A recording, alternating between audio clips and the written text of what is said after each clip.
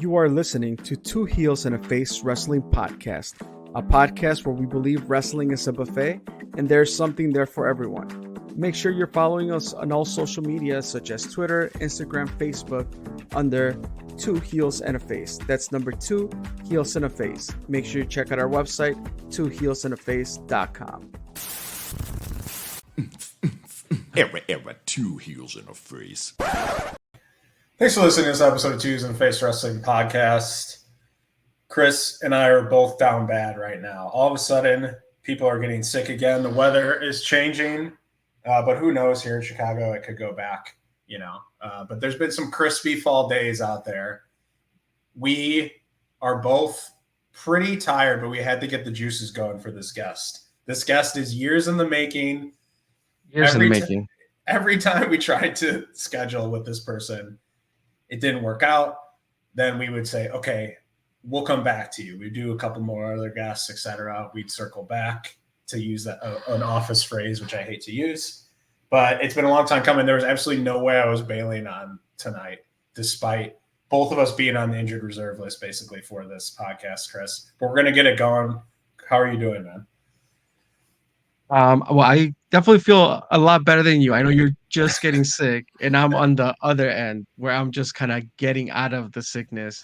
And, we haven't seen each other, so it's not like, any contamination has been happening. No, here. definitely not. Like you said, our guest, for those OG fans of Two Heels and a Face listeners, faithful listeners, we had made a list, remember? Gosh, at yes. the beginning, the first winter that was like, this is going to be the people that we're going to talk to this year for sure. In our first year, we're in year number 7, and it's just happening today. So I am not going to delay it any longer. We have on Tyler Volz from AAW Commentary Table. That's where we know him from. Yes. But, you've heard Trent say you guys have to have him on, and we've been working around schedules for 7 years to make this happen. So let me bring him on. He's right here. There he is. Hello. How is everybody doing? Obviously, you guys a little under the weather, so I appreciate you, championing through this and getting to 7 years in the making here. Hopefully it doesn't disappoint. Hopefully it's good times, great memories for all.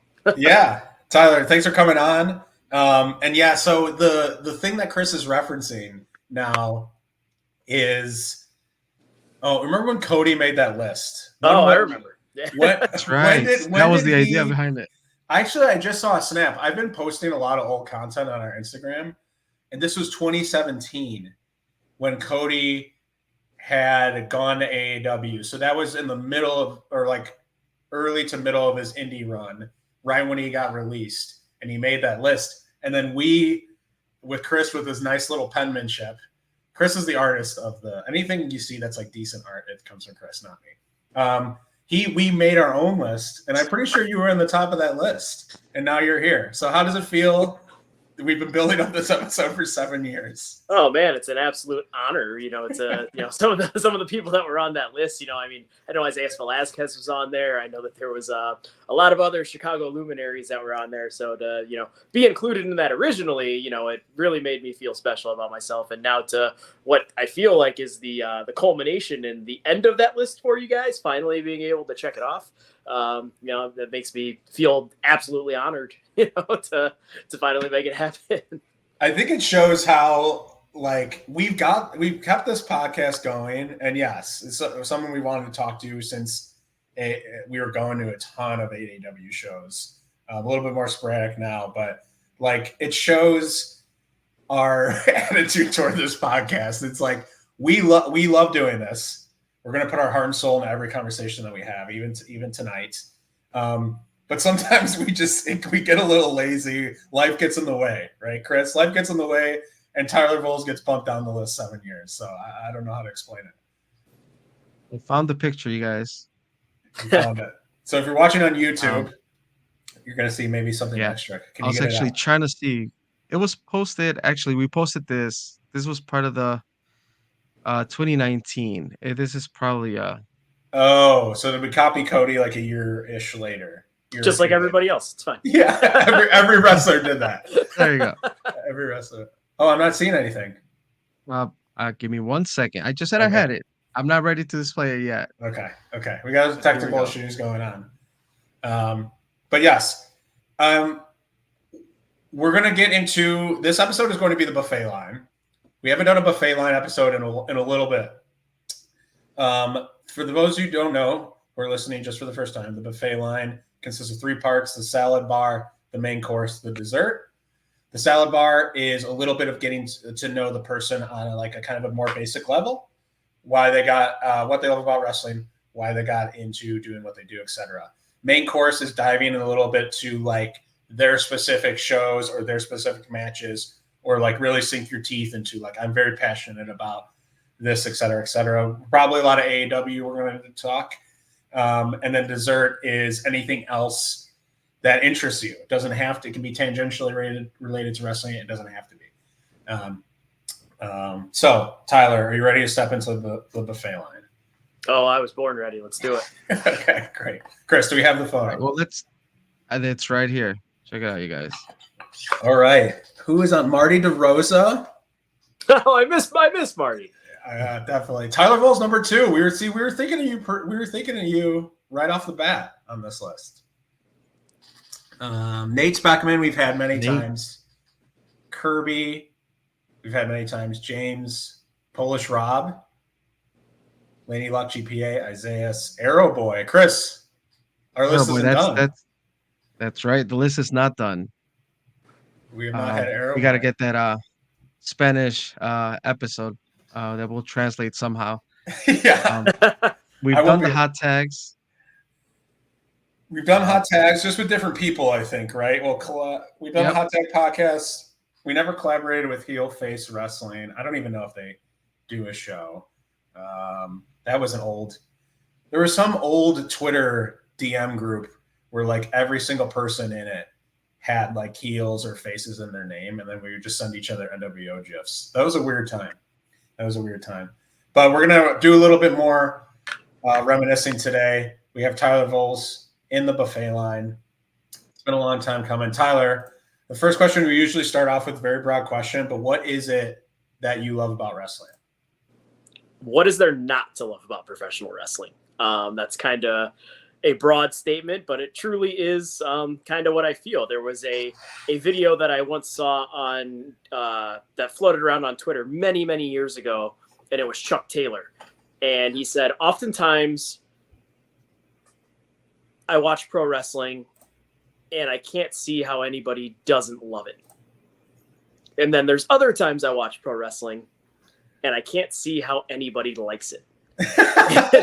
To me, that dichotomy of just both ends of the spectrum really bring it full circle. I mean, you look at it, obviously the in-ring craftsmanship speaks for itself. The talent of anybody that trains to be a professional wrestler, even if they, are quote unquote the drizzling, whats, as some people would say. To me, training and doing all of that, it's the most beautiful art form that there is. I mean, it's showmanship, it's athleticism, it's, character work, it's playing the good guy, playing the bad guy, being the ultimate badass, whatever you want to call it. At the end of the day, it's all, it's all a show. It's all fun. And it shows so many different avenues of creativity. And I think that alone makes it, the most beautiful art form in the world. Yeah, no, I think your answer speaks to exactly what this podcast is about, which is the wrestling as a buffet. That's a tagline we've had here now for a while. It's something that we live by. We don't, any type of thing wrestling, we try to understand what it is and who. There's probably whether you're wrestling in, what is that country that has the soft ground wrestling, Uganda or Ethiopia, or there's a country in Africa where they're putting on shows. They don't have a ring. The great Power Udi. Yeah. Yes. Whether it's that or whether it's the Logan Square Auditorium, there is something for everyone. I think like my wife's a good example of this. My wife's a good example where she's just like, what is it about these indie shows? Why are you going to one a month? This is back in 2017. Why are you going to one or two of these a month? And she would say, like, jokingly, like, neglecting your family, which is just her and my dog. We don't have any kids or anything. She's like, well, you keep going to these indie shows, and now, like, I have bridged the knowledge gap and found something she likes. Like, you might not like a certain gritty style of a certain promotion, but it's really hard to not be impressed by a luchador flying through the air and landing safely. Like, it's like there's some little bits and parts of everything in wrestling that someone can, like, attach onto. Maybe it's only 5% here or 5% there, but I think that's kind of what your answer is speaking to. Oh, 100%. I mean, any action movie you watch, any movie with a fighting scene that you watch, whatever it may be, at its very core, at its very root, it is the same exact thing as professional wrestling. It's, the ultimate choreograph, whatever you want to call it, and it's just the emotion that professional wrestling can elicit on top of that is just it's the cherry on top of the sundae, if you will. I mean, it's how many times can you watch a match and you're so emotionally drawn into it, that you're booing the bad guy, you're cheering the baby face. Sometimes you're cheering the bad guy, booing the baby face. But that's again, that's something for everybody. Whether it's lucha libre, whether it's death match, whether it's catch as catch can, whether it's comedy, on any given show, anytime you watch it, there is literally something for everybody. Absolutely. So Tyler's role at AAW, in ring announcing it, like opening the show, I've seen you in ring. Obviously the commentary table, I think is you're very good at everything, but I think that's your probably your main specialty, but even backstage stuff too. Am I describing that accurately? You are a voice and face for AAW, correct? Oh, I would say so. I mean, I'm, obviously the voice of AAW, if you will. But I do genuinely think that I've become synonymous with the entire company. I mean, I've been there for almost a decade now. So my time is kind of close to Phil Colvin. He obviously still was the OG. Shout out to him, Sweet Jeebus. But him, Derek St. Holmes, two very, very good friends of mine. But I do think that my time with AAW, I have, solidified myself as somebody that is, again, synonymous with the promotion, whether it's my commentary work, whether it was, being the welcoming face of the shows in ring, and now even being able to help out behind the scenes and do a lot of work with a lot of the AAW Alive crew that you see nowadays, a lot of those up and coming kids that are just trying to become the next wave of independent wrestling stars. I've taken a lot of pride in helping develop a lot of those, helping find them, and ultimately giving people the opportunity to use AAW as an outlet to apply their craft. Was AAW where you first started helping with things like this, or was there somewhere else? So I kind of dabbled a little bit with some helping out behind the scenes stuff at Dreamwave, and then a couple of the other companies where I would just do small spot shows with. But AAW and Danny Daniels and Mike Petkovich, they're really the first people that have kind of been like, here's the ball, run with it. This is your dance, so to say. Figure out who you want to use on this, figure out who you think we can use, in the future on our main shows, and see if there's any way that we can collaborate together and make it happen. And I think that we've been able to see that maturation process of a lot of that talent, whether it was somebody like Ren Jones, who started off, with us on AAW Alive, and now he's, one of our franchise players. It just goes to show, there's that progression level. What, how do you go from, go ahead. Sorry. Go ahead, Chris.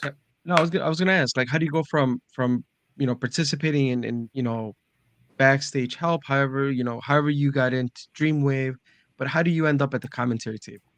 How does that transition happen? Was that natural, or was that like, let me give it a shot and see what happens? A little bit of naturalness, but also a little bit of unjust luck, if you will.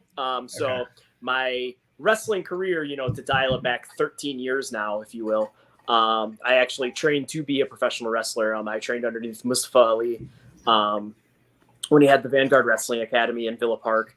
I would attend seminars with him as well, to just kind of break in, kind of get the feel, learn how to do, the basic bumps, the basic rolls, hit the ropes, yada, yada, yada, all that stuff.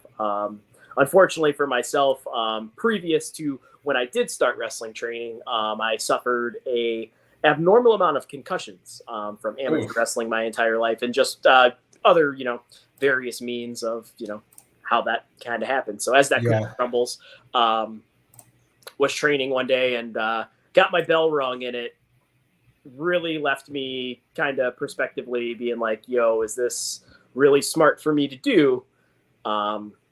Thankfully, I had already been involved with Dreamwave, doing some backstage interviews and such, just kind of being like the Mean Gene Okerlund of the company, if you will. And luckily, I still had that to fall back on. One day, we had a festival show, and the commentator that was booked to be there unfortunately couldn't make it. So J-Rep came up to me and said, "You ever had any interest in doing commentary, kid?" And I was like, you know what?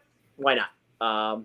Obviously, growing up, you're playing the video game, you're naturally commentating. You're playing with your action figure, you're naturally commentating. So I'm like, I think I have a good general idea of how to do this. Lo and behold, I did not. Its own art form and its own beast in its own right. But luckily there was, it wasn't the worst, and there was a patience taken with me. And then from that day, J-Rep was kind of like, all right, we're just going to roll with you in this role from now on. So I started doing commentary at all the Dreamwave shows, and then kind of just continued to branch out there, started working a little bit with freelance wrestling, kind of checked in and out of AAW for a little while, was helping out with some of the AAW Vanguard shows.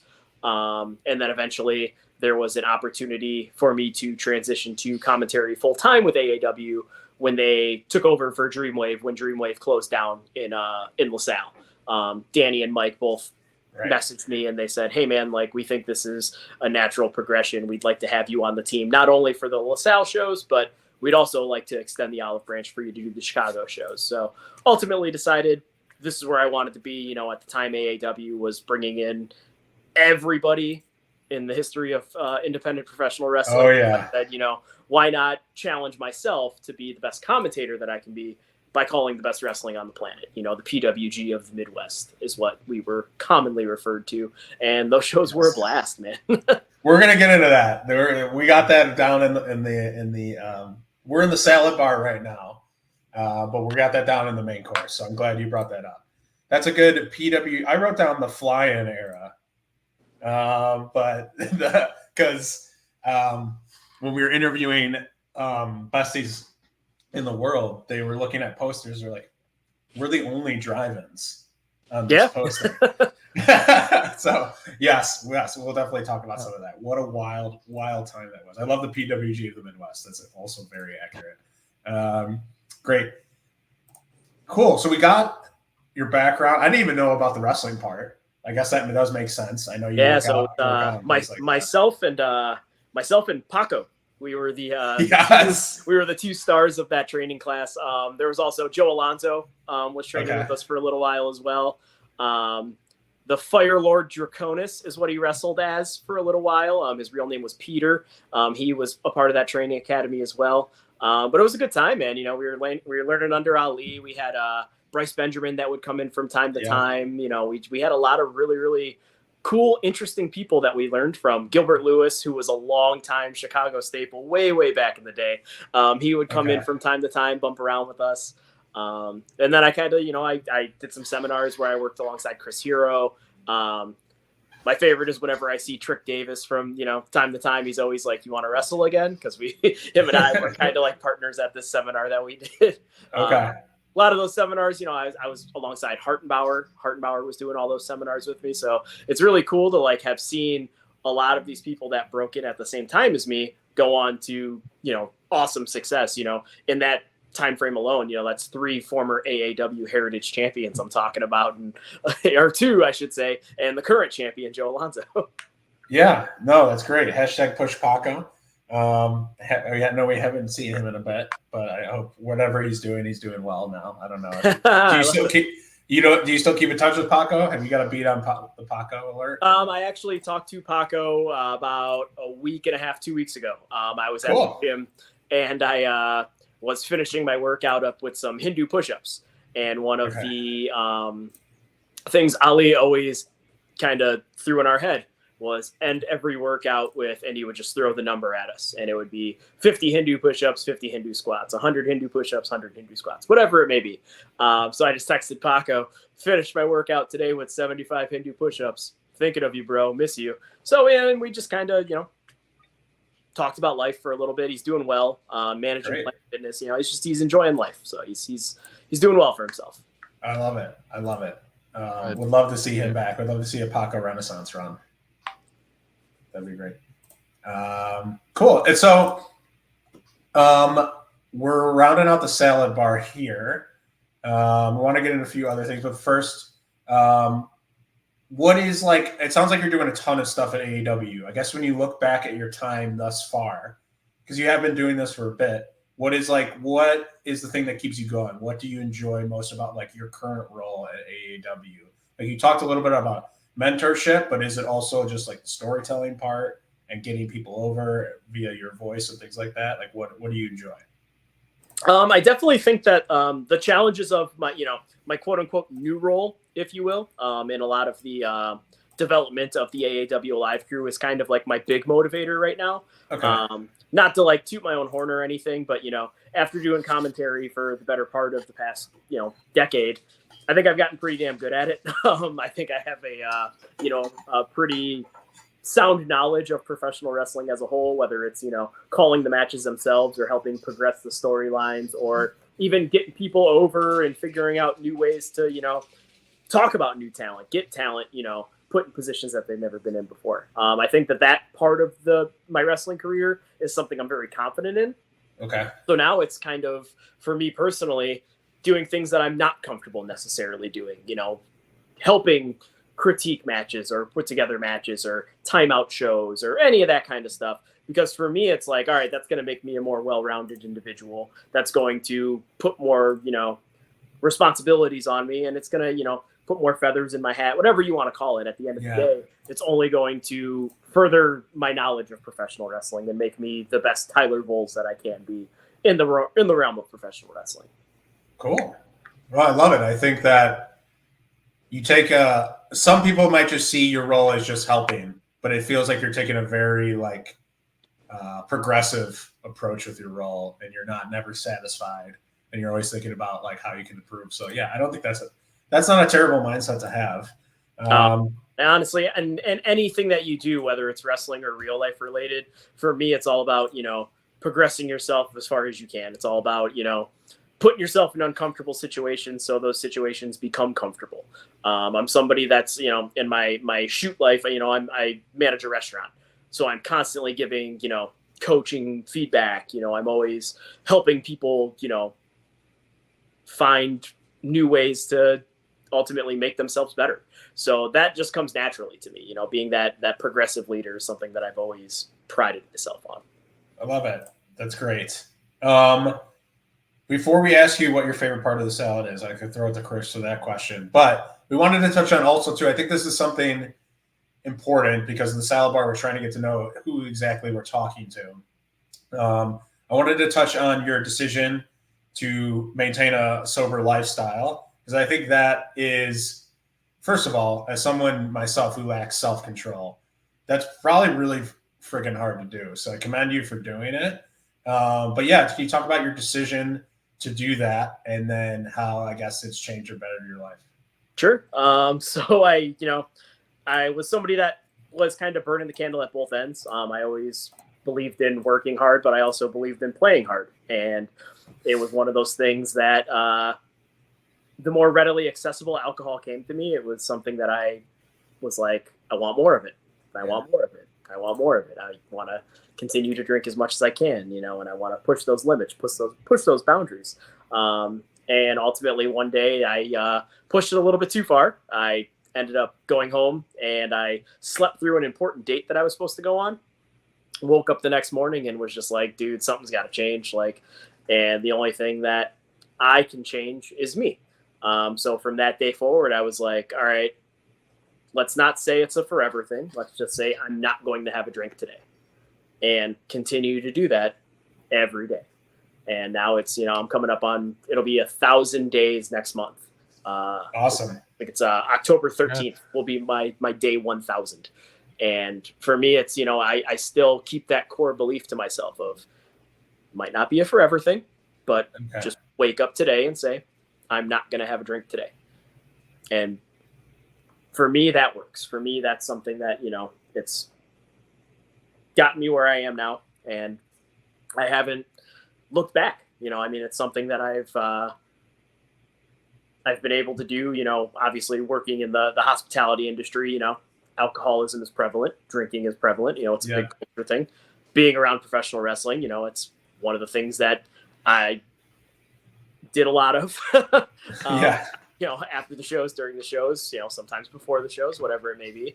And now I'm more mature now because I'm, not saying that, drinking is immature or anything, but I myself am more mature in the sense that I'm like, I don't need any of that to be myself and to be the person that I want to be. Yeah.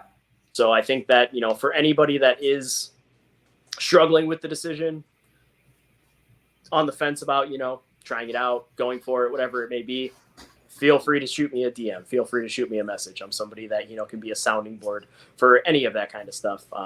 I've had a lot of people that have confided confidently in me to go to the sobriety side. And it's, it's something that, we do daily check-ins with each other. And it's a motivating thing for sure.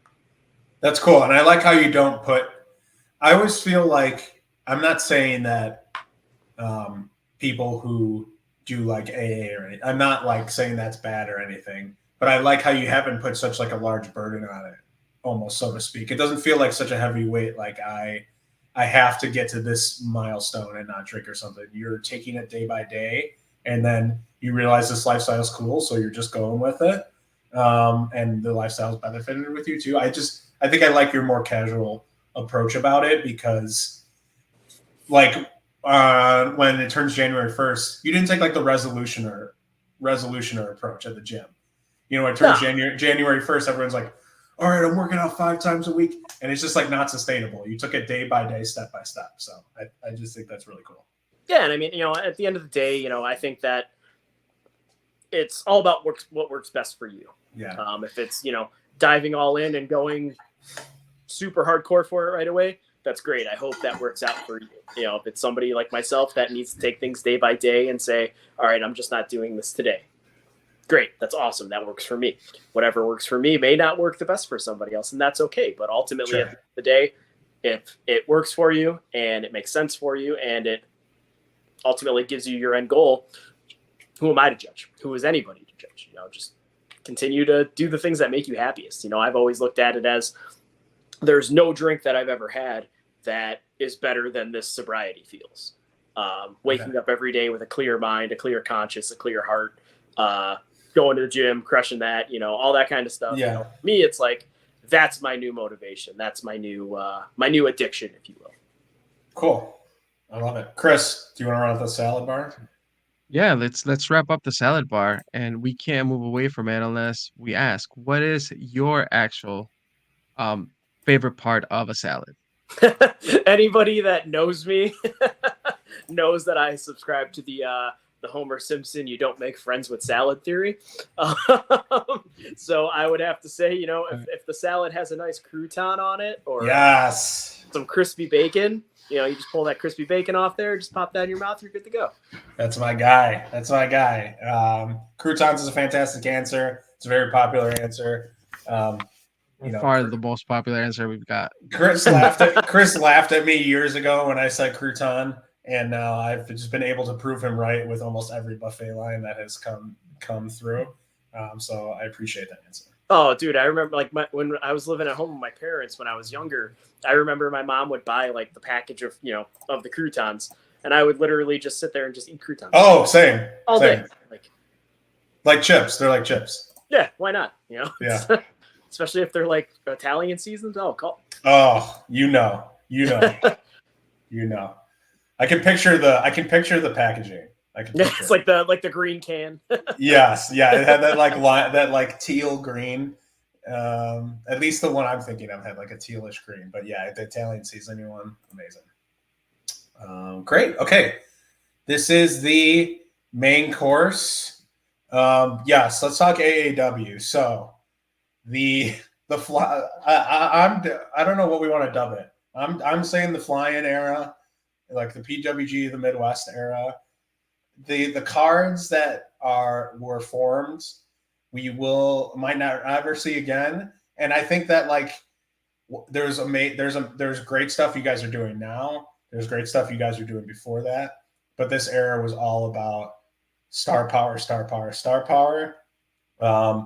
And then like you started the it was like the star power phase, and then you added like Lucha Underground guys, and I was just like, I can't believe I'm driving to a bar and seeing these people that were just on my TV screen on Netflix. This is crazy to me. So can you just talk about that era? Just what are some of the first things that come to your mind for that heightened era of AEW?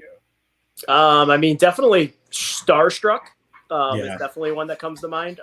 Being the huge wrestling mark that I am, being able to share the locker room with, the Phoenixes, the Pentagons, Zack Sabre Jr., Yeah. being able to, to share the locker room with those guys and then call their matches, Tommaso Ciampa. Like for me, like that was cool. Like now I watch any wrestling that's on TV now. Like I'm even watching it right now and Jordan Grace is on. It's like, I was around Jordan Grace when she was doing the randomest shows in Addison, Illinois. Yeah. For me, it's like that's full circle life moments. That's cool for me. But that specific era of AAW, it was, call it what you will, it was the best bang for your buck. You could go buy a GA ticket for what, $20, $30, and you knew that you were getting your money's worth 10 times over. If you were in the front row, you were getting your money's worth 10 times over. You were getting to watch the very best wrestlers in the world apply their craft. And I think the best thing that Danny and Mike did was they gave you that with the Phoenixes and the Pentagons. But then they also kept in the besties in the world. They also kept in Sami Callihan. They kept those elements of this is what makes AAW, and we're not going to get away from that. Yeah, we're going to bring in, all this outside talent. But at the end of the day, ACH is still our guy. Sami Callihan is still our guy, and for me, that made it as special as it could be because it elevated those guys to the next level, I think. Yeah. Who are some of your favorites from that era? Speaking of ACH, I know he just came back. But like, who are some of your top favorites? Like when you think of the era, who is like one of the first two guys you think of, or ladies as well? I mean, I definitely would have to say Phoenix and Pentagon. That just goes without saying. I mean, they revolutionized the style that changed professional wrestling. I truly do believe that. Them bringing Lucha Libre to the United States on the indie scene in the way that they did, I think that started this entire wrestling revolution that we've gone through in the past 10 years. I think without them doing it, I this is a bold claim to make, but I don't think that AEW would be as prominent as it is because them guys bringing that work rate style and that breakneck pace and making everybody else, raise their game, I think ultimately changed the game of professional wrestling and it put new eyes on a new way to do it. Sammy speaks for himself. I mean, that guy had an aura, the second when you'd hear Death March hit, you'd feel that shift in the venue. And everybody would be on their feet and they'd be slamming that guardrail into the ground. And the stuff that we did with him and Brody King was just next level. It was great storytelling. And, when you talk about storytelling, you can't not mention Eddie Kingston. The emotion that guy would, get everybody to show, himself specifically. He made wrestling feel real in a time when you're like, oh, that's not real. But that guy's real. Yeah. For me, like that was like, all right, this is where it starts. So I would say those are probably some of my most prominent people of that time. Yeah, absolutely. I think if like you do AEW had you nailed it. AEW had such a huge influence on Penta and Phoenix's career. I think they were like when they broke free from those Lucha Underground contracts, they were like calling AEW their home or like their American home, so to speak. Or maybe it was like a AAA contract. I don't know. They were like broken free at one point, and they were just absolutely everywhere. I think if you were to make a documentary about them, you probably have to include like that AEW, like that part where they were on the Indies and they were at AEW. Oh, 100%. I mean, that match that they had alone at Bourbon Street. Dude, that's the one that comes to mind. The singles match, right, with those two? Yep, the singles match with them two. And then it's just like the visual of like from the hard cam side, where it's like those garage doors at Bourbon Street were open and the chairs went all the way out into that. And it legitimately felt like there was 1,000 people watching that match, which at times at Bourbon Street, we had upwards of 800 people in that. That's a big crowd. It was awesome. But like it legitimately felt like 1,000 people were watching that match. And though they had everybody's eyes glued to them. And think about all the talent that has come through AAW over, the past 20 years. Those two men have banners for a reason. As much as they felt that AAW was their United States home, we felt that they were a part of our family, and they're still a part of our family. When Phoenix came back and did Uno Mas, the emotion that he showed backstage for so many of us, it put things in such a great perspective.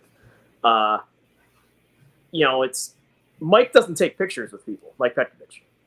He took a picture with Phoenix because that's how much Phoenix meant to him and Phoenix meant to AAW. Yeah. When I finally got a chance to see him after the show, he was, oh my God, I'm so glad that you're still doing this. He's like, you're one of the people I was hoping I would see. He gave me a big hug, and it was just like, it felt cool, and for me, it's like, all right, that's what it's all about, being able to have people that, are on your TV every week that come back and do these indie shows and they don't forget about where they came from. Yeah. Dude, I mean, that's, and like you were doing, we're going to move on from this part, but like you were doing stuff with Penta and Phoenix, and then like Impact did the same thing like a year later. They like kind of recycle, and this is not me shitting on Impact. I would never, because we love Trent, and Trent is a huge Impact guy, but it's just like they were then doing like Penta and Sammy or something on Impact, and it's like, yeah, we just kind of saw, if you were an AEW guy, you just kind of like that paved the road to that. You just saw that. I remember I was in the crowd when they did that death match in Berwyn. And they did it at Bourbon Street as well. I wasn't working for the company at that time, but I was still going to the shows. Okay. And I was just like, man, like I was captivated by all that. My first show with AAW was actually a Windy City Classic. I think it was 2015 or 2016, maybe. It might have been 2017. Okay. Yeah, that's and speaking of, you nailed that one match for me. That's the match I always think. I think I was front row for that. It's like I could watch these two wrestle each other singles forever after that match. Are there any other, in you calling so many, I know there's been so much content, right? And like some of these eras are a blur because it was just like such a huge rush and buzz every single time. But are there any of your favorite matches? It doesn't have to be from like the Flying era. It could be from any AAW time. But like, are there any of your what are your favorite matches that stick out to you? I mean, I definitely would have to say any of the 60-minute time limits that I had an opportunity to call, whether it was Josh and Fred or whether it was Albert and Trevor. Albert and Trevor specifically. I mean, that one was absolutely incredible. And there's been so much over the years that it's so hard to pinpoint. But it's like when I go back through our catalog and I'm like calling Fatu's debut, and being able to be a part of that with Armando Estrada then coming out and all that stuff. Like for me, it was like, all right, this was cool stuff. Calling Mance winning the championship, and then that followed with that. For me, that was really cool. We were kind of put in a rock and a hard place that day. Fatu was actually supposed to be on the show. Whatever happened. Again, that's not stuff I'm privy to. We were scrambling and we were like, all right, what do we do? And I pitched it. I was like, well, we have Mance doing this mask thing and with Jimmy Jacobs. And it was like, the big reveal after the match, he's reinstated in the company. Good brother number 3 mask comes off. It's Mance Warner. I was like, why don't we not do that? Why don't we have Josh put an open challenge out there? Mance comes out in Mance gimmick, wrestles the match. I didn't know they were putting him over for the belt, but for me, it was like, that was one of the times where I got super emotional at the end because I was like, that was an idea that I thought of and I got to just watch it play out. And now we got this awesome all-time AAW moment of all the fans rushing into the ring, celebrating with their champion. Like, for me, I was like, that's cool. That's what it's all about. Yeah. Do you? Did you get to call? Sorry, I was just gonna No, ask go real ahead. quick. Did you get to call Paco's win for the Heritage belt? I did. And that was another one where I shed Loudest a couple pop for tears the on the LSA? broadcast. But there's been a lot of those. I mean, like, whether, when it was Paco that did it, when Kylie Ray won the women's title, like that was another one. She was somebody that, I kind of broke in alongside. When Sierra won the women's title, like, seeing her do that, and just I've known her for so many years, and I kind of helped her. We helped each other along the way, I should say. It was really fun stuff. But yeah, I mean, some of those moments that really, really stick out to me are those. The Sami Callihan, Brody King cage match. Oh, God. I mean, I could talk for, Keith Lee, Donovan The wired Dijak, shut Eagles jaw? Club, the barbed wire match, like when Moxley came out, like, oh. Do you? And then it's like, even small things like, calling DJZ winning the Heritage title. Like, Yeah. he big, good friend of mine, calling that was really cool. Yeah, there's been, the Young Bucks when they popped up in Logan Square. Like, there are so many moments that you're just like, man, like, I got to be a part of some really, really cool shit with this company. And, it's not over. Like, and that's the beauty of it. Like, I know a lot of people maybe are like, oh, AAW is not what it used to be, whatever it may be. And, I think that's indie wrestling as a whole. I think indie wrestling as a whole is not what it used to be. And it's not necessarily a bad thing. I think it's, it's a retooling period for all of us. And it's a regrouping period. There was a lot of talented wrestlers, rightfully, that got signed. But it happened at a really rough time for the indies because there was, COVID happened. And there was like an entire generation gap that I feel got missed on the independent scene because it was a bidding war between the two companies. Like, let's just grab everybody, whether it was Alien, the Top Flight, all very deserving individuals to go where they went. But it was like, man, like those would have been the guys that were the next wave on the indies. So then it was like, all right, those guys are gone. Now what do we do? And you have to make chicken salad out of chicken shit, essentially. And it's tough to do sometimes because you're like, you have to put these tickets on sale and be like, all right, this is who we have. And you still have to rely on everybody to come in. And thankfully, the fans still showed up in waves, and they found new favorites, and they found new stars to cheer for, and new people to elevate up the card. And I mean, you're seeing guys like Joey Avalon, who was a Milwaukee standout for 10 years. Nobody gave him the time of day, and he's consistently performing time and time again for us. Like, for me, it's like, all right, now this is go time again. We established some new stars, Ren Jones, Joe Alonzo, brought some old faces back, your Robert Anthony's, and now it's like, all right, we're together now. Let's get things back on track and get where we need to be. Yeah, that was going to be my last question. It's a good summary, basically, of like kind of the evolution it's gone through. My question was, over the last couple of years, what have been some of the wrestlers that you've enjoyed watching or calling the most? I know that the Bravo faction has had like a really good run, but is it them, or is there anyone else that stands out to you? Like, I really enjoy this person, calling this person's matches for X reason, etc. Honestly, without it being a cop-out answer, I can genuinely say I enjoy calling pretty much our entire roster right now.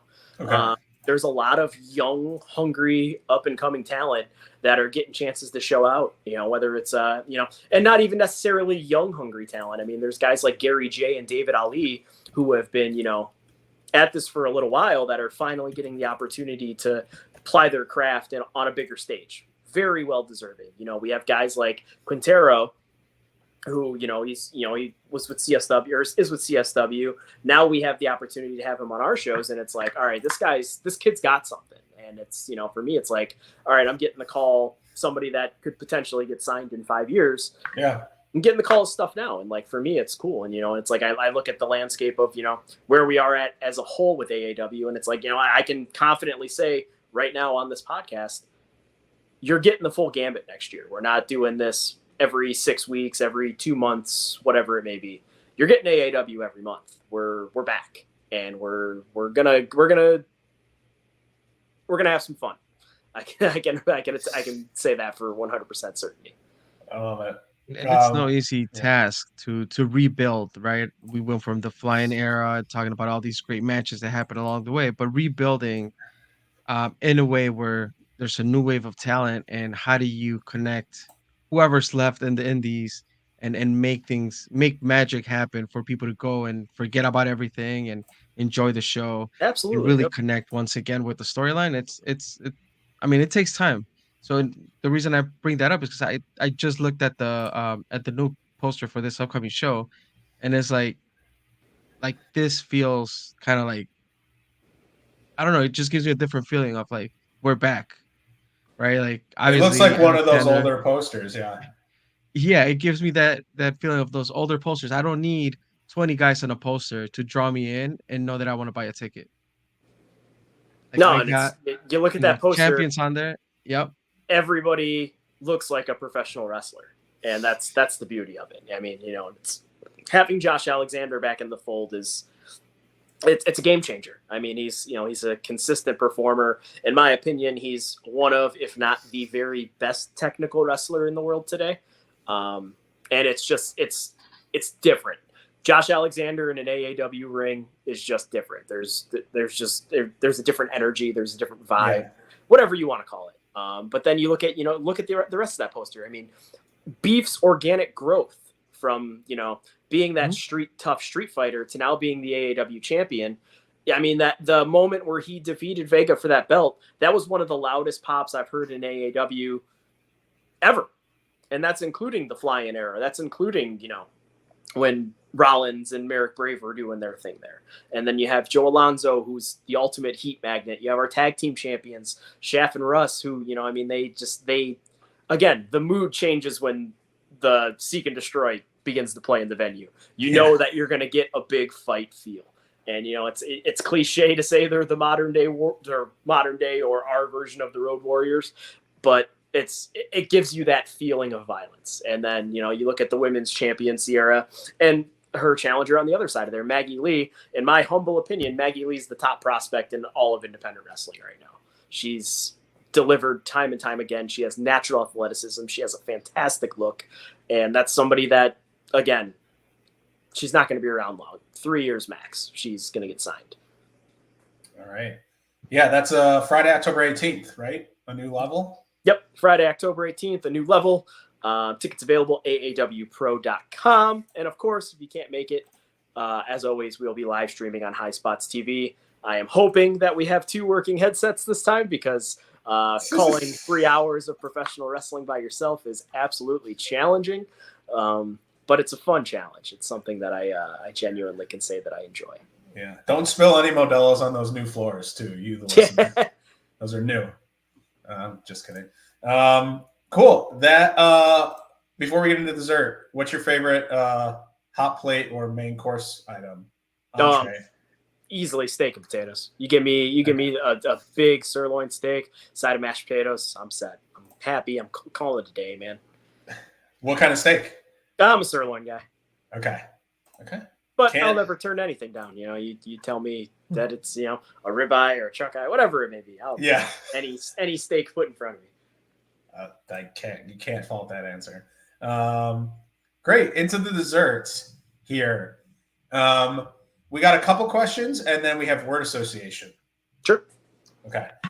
What dessert? I think this is an opportunity. What other interests? Is there anything other interests that you have that are maybe could be related to wrestling or not? What are some other things that you do with your spare time? Obviously, anybody that follows me on social media knows I'm a huge gym rat. Somebody is consistently working out 4 or 5 days a week. It's good for the mental health. Obviously, the physical benefits are there, in its own right. But I think that it kind of resets your mental health as well. Huge sports fan. Huge Bears fan, diehard Bears fan, diehard Cubs fan. What did you think about Sunday? It wasn't the end result that I think we were hoping for in terms of the box score. But as I was saying to a lot of friends, they don't ask how. Yeah. At the end of the day, they won. Obviously, it would have been nice to see, 350 and 3 touchdowns out of Caleb Williams. But again, that's not realistic for a rookie quarterback in his first start. He's the first rookie quarterback since David Carr to win his first start. Wow. I think that was 2000. So it's yeah. That, you know what? I had like the score line 24-17 pictured in my head before the game started. I was like, this just feels like I think the Titans front seven does not get enough media credit. That's one of the nastiest defensive fronts in the NFL. Like I was like, okay, never mind. Like I was like kind of like, okay, nice, easy Titans, home win. Let's get Caleb started right. 24-17. Yeah, maybe he runs one in, maybe he throws one in. And it was like 24-17, but it just in a weird ass backwards way how he got there. It was Lovey ball. This is Lovey Smith football. Hey, if the defense can play like that consistently the rest of the year, and the offense will eventually get where it needs to be. I think that they had a tough challenge. This is one of those trap games, so I think that give it some time. Like Caleb, kind of get his feet under him a little bit, and it'll be all right. I think that they're going to be just fine. I can agree. I'm not hitting any red buttons. No, so I'm glad you feel that way.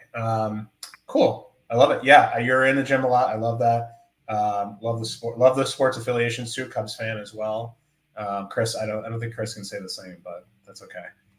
Listen, I still try to believe in the Chicago Fire. Yes.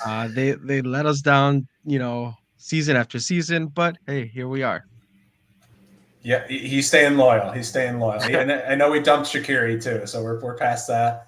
But Chris. I got to when I was in high school, I was in ROTC. So I was on like the drill team. I did like color guard and stuff like that, and we had the opportunity. We got to present the colors for the national anthem at a Chicago Fire game.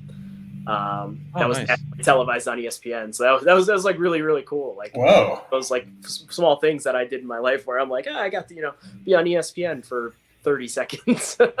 Yeah, interesting. Do you think you're on IWTV for plenty of hours? Yeah, yeah. Now it's IWTV. Do you think that? So we're scheduling another trivia match with Trent against someone you may know. He's got a doctor in his name. But if that goes well for Trent, do you think that you could beat Trent one-on-one in wrestling trivia? Confidently, I think so. Okay. I love the confidence. But yeah, Trent versus Dr. Keith, upcoming early October. If there's somebody I probably can't beat, it would be Dr. Keith. Okay. Trent may be screwed. Maybe we just run Trent through the gauntlet of his staff and coworkers. I think that there's it'd be Dr. Keith and Danny Daniels. Those are probably the two people that I don't think anybody can beat in a wrestling trivia contest. We've had Danny on before. But Chris, maybe that's something we look into as well. Trent versus if Danny's up for it, Trent versus Danny trivia. Yeah, he has to get past Dr. Keith. My money's on Dr. Keith. Dr. Keith was his phone a friend, and now he is the enemy. So we'll see how that goes. Cool. All right. Word association. Chris usually does this part. There's 10 things. He's going to say the thing or the word, and you have to give a one-word answer. Okay. Chris, whenever you're ready. All right. Cool. So, like Charlie said, it's going to be 10. We'll start off the first one. AAW. Home. Sammy Callahan. Death Machine. One word. Hyphenated. Chicago Cubs. Lovable. Good one. Lucha Bros. Familia. That's a good one too. Dreamwave Wrestling. Passion. Chicago.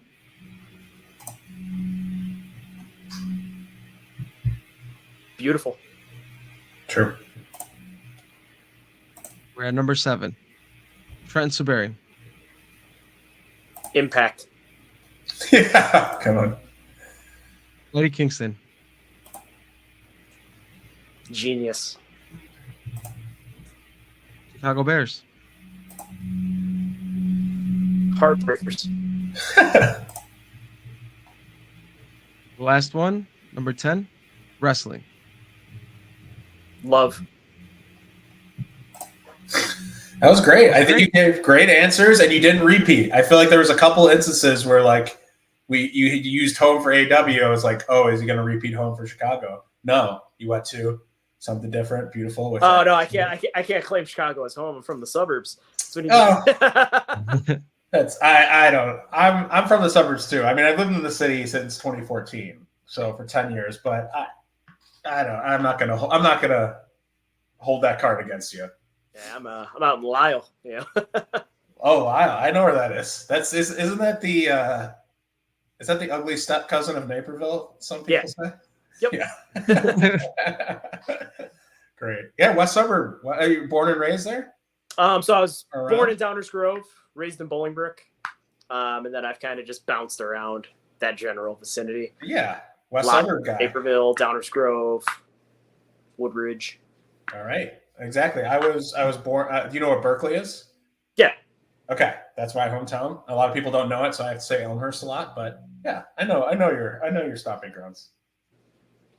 Great. You know where Mexico City is? That's where I was born. Never been, but yeah. Joliet, Mexico City. Joliet, Mexico City, right there where Egotistico Fantastico. Yeah, I was gonna say the hometown of Egotistico Fantastico. I love it. Mexico City, amazing city as well. I think either that. I think food might be the answer that comes to mind when I think Mexico City. That might be my word association answer, but you could say that for Chicago too. Great, Tyler. How are you feeling? We did it. Feeling pretty great. It's again, 7 years in the making, 8 years in the making, but hey, we made it happen. We're here today, and this let's not wait another 8 to make it happen again. Yeah, absolutely. No, thank you for all that you do.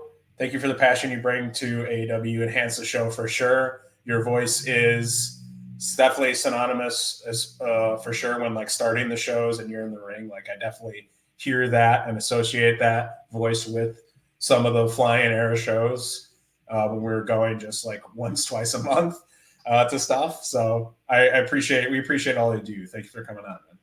Awesome, man. I appreciate it. And I appreciate, both of you guys. I appreciate every fan that's ever bought a ticket. I can't thank you guys enough. At the end of the day, you guys are the lifeblood of what we do. If there isn't people in the crowd watching the show, paying to watch the show, paying to enjoy the show, spend their free time watching the show, what are we doing it for?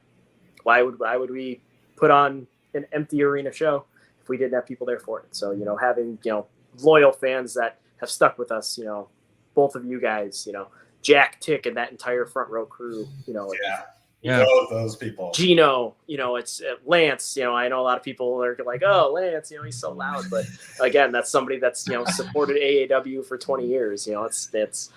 It's awesome to have that many people that still come out, still show up, support, and love professional wrestling. And from the bottom of my heart, I can speak for everybody involved that we wouldn't do it without you guys. So thank you. Yeah, that was fantastic. Chris, that's a perfect cue to take us home, I think. I do want to take us home, but Tyler, do you want people to find you on social channels? Yeah, absolutely. So on Instagram at the Tyler Volz, on Twitter and or X, whatever you want to call it nowadays, at Tyler the Voice, Facebook Tyler Volz. It's just me, man. I'm just a normal dude that having some fun with life. So, oh yeah, awesome. Well, thank you once again for joining us. Thank you to the listeners, viewers on YouTube. If you're watching this, you got to see our list when we first wrote down Tyler Volz on there as number 2. Took us a while, but he's here today, and it was a great buffet line episode. So make sure you find us on Twitter, Instagram, Facebook, YouTube at 2 Heels and a Face. Our website is 2 Heels and a Face. Everything is number 2 Heels and a Face. twoheelsintheface.com, Two Heels in the Face on social channels. Thanks. Till next Thank you time. guys. I really, really appreciate it. Thanks. Hashtag push Paco. Hashtag push Paco, baby. Bring it back. There you go. Hashtag push Paco.